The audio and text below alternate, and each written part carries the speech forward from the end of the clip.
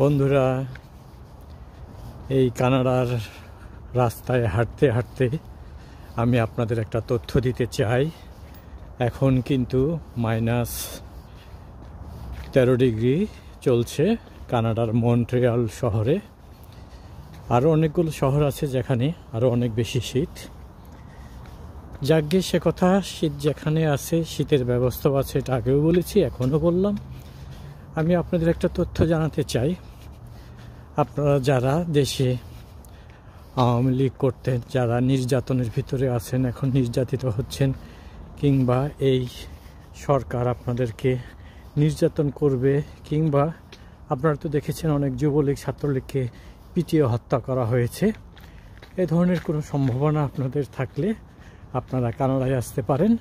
কানাডায় এসে শরণার্থী হিসাবে আশ্রয় চাইতে পারেন, রাজনৈতিক আশ্রয় চাইতে পারেন।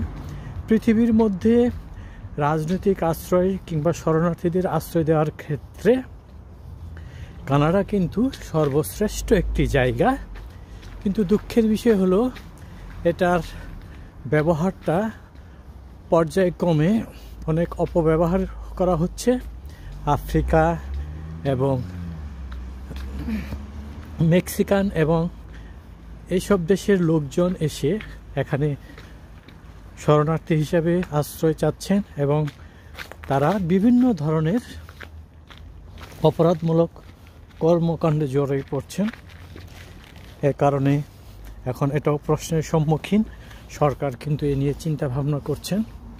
তবে বাংলাদেশে যাদের জীবন নিয়ে সংশয় রয়েছে তারা কিন্তু কানাডায় আসতে পারেন এবং রাজনৈতিক আশ্রয় কিংবা শরণার্থী যেটাই বলে সে আশ্রয়ের সুবিধা নিতে পারেন। এবং এ সংক্রান্ত বিভিন্ন ওয়েবসাইট ঘেঁটে আপনারা তথ্য সংগ্রহ করতে পারেন। সবাই ভালো থাকবেন।